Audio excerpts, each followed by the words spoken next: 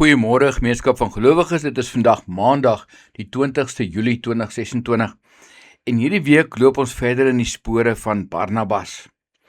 Nou, ons gaan vanoggend 'n gedeelte lees uit Handelinge 13 en die volle teksgedeelte sou wees Handelinge 13 vers 13 tot 52. Maar dit sou 'n bietjie lank wees om dit vanoggend die hele gedeelte te lees. Daarom lees ek net so 2 gedeeltes daaruit voor. Die eerste is dan vers 13 tot by vers 20. En daar staan: Paulus en sy reisgenote het met 'n skip van Pafos af vertrek en by Perge in Pamfilia aangekom. Daar het Johannes hulle verlaat en na Jerusalem toe teruggegaan, maar hulle het die reis van Perge af voortgesit en in Antiochië in Pisidië aangekom. Op die Sabbatdag het hulle na die sinagoge toe gegaan en daar gaan sit. Na die voorlesing uit die wet en die profete het die raadslede van die sinagoge hulle laat weet: Broers, as julle vir die volk 'n woord van bemoediging het, praat maar. Paulus het opgestaan en met 'n handbeweging aandag gevra en gesê: Israeliete en Godvreesendes, luister. Die God van hierdie volk Israel het ons voorvaders uitgekies en hulle 'n groot volk gemaak toe hulle as vreemdelinge in Egipte gewoon het. Hy het hulle deur sy groot mag daarvandaan uitgelei en hulle in die woestyn ongeveer 40 jaar lank geduldig verdra. Daarna het hy 7 nasies in die land Kanaan uitgewis en hulle land aan die Israeliete gegee. Dit het alles omtrent 450 jaar lank geduur. Nou gaan ek 'n gedeelte uitlaat. En hierdie gedeelte wat ons uitlaat, is die gedeelte waar daar geskrywe word waar Paulus voortgaan om die geskiedenis van Israel dan aan hierdie mense in die sinagoge verder te vertel, te verduidelik. Wanneer hy dit doen, dan is hy besig om heeltemal agteruit met hulle te praat, vir hulle te vertel hoe die Here met hulle 'n pad gestap het, en eintlik so 'n stuk van die geskiedenis wat aan hulle bekend is vir hulle te herhaal. En dan lees ons verder vanaf vers 42. Terwyl hulle die sinagoge verlaat, het die mense vir Paulus en Barnabas gevra om hulle die volgende Sabbatdag meer van hierdie dinge te vertel. Nadat die sinagoge uit was, het baie van die Jode en van die mense wat van tevore uit die heidendom tot die Jodendom oorgegaan het, saam met Paulus en Barnabas gegaan. Die het met hulle gepraat en hulle aangemoedig om hulle op die genade van God te bly vertrou. Die volgende Sabbatdag het byna die hele stad bymekaar gekom om die woord van die Here te hoor. Toe die Jode die groot opkoms sien, is hulle met afguns vervul en het hulle telkens Paulus se woorde teëgespreek en hom beledig.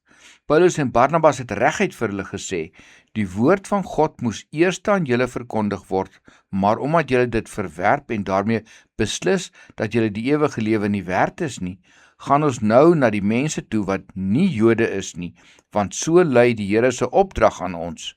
Ek het u gegee as 'n lig vir die nasies, sodat u verlossing kan bring tot in die uithoeke van die aarde.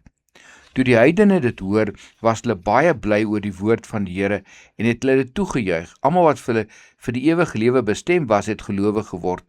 Die woord van die Here het dwars deur die hele streek versprei, maar die Jode het vooraanstaande godvreesende vroue en toonaangewende burgers van die stad teen Paulus en Barnabas opgesweep. Hulle is vervolg en uit die streek verdryf. Hulle het toe as gebaar teen die stad die stof van hulle voete afgeskit en na Ikonium toegegaan. Die gelowiges in Antiochië was vol blydskap en vol van die Heilige Gees. Nou, hierdie is 'n baie interessante gedeelte, ook natuurlik hoe dit nou uitspeel op die einde. Eintlik maak Paulus en Barnabas 'n groot deurbraak vir die evangelie daar in Antiochië. En dit gebeur deur die goeie boodskap van Jesus as verlosser aan die hand van die einste wet en die profete aan hulle te bring. Nou, hulle begin in die sinagoge. Hulle begin met hulle te praat oor dit wat aan hulle bekend was. En dan volg wat daarna kom om op die genade van God te bly vertrou. Nou as ons na hierdie gedeelte kyk, baie jare daarna, dan sien ons God gee die ewige lewe deur hulle getuienis aan hierdie mense. En dit is met die hoop dat ons ook met ons eie lewe en ons eie woorde van hom, van Jesus getuig, oral waar ons kom, ook gewone gelowiges. En dit is wat die boodskap van vanoggend vir ons wil sê. Wanneer ons met mense praat, mag ons getuig oor dit wat die Here in ons eie lewens vir ons gedoen het. Maar ons moenie vergeet van die geloofshelde en die geloofsgeskiedenis van die Bybel nie, want dit bly ten eerste die belangrikste. Dis waar 'n mens eintlik begin. God was nog altyd getrou en hy het gedoen wat hy gesê het, en die Bybel sê dit vir ons. Maar dan kom ons getuienis daarby om te sê, maar dit is hoe dit in ons eie lewens tot hiertoe uitgespeel het. En dit is wonderlik om dit met mense te deel. En dit is presies dit wat Paulus en Barnabas hier gedoen het.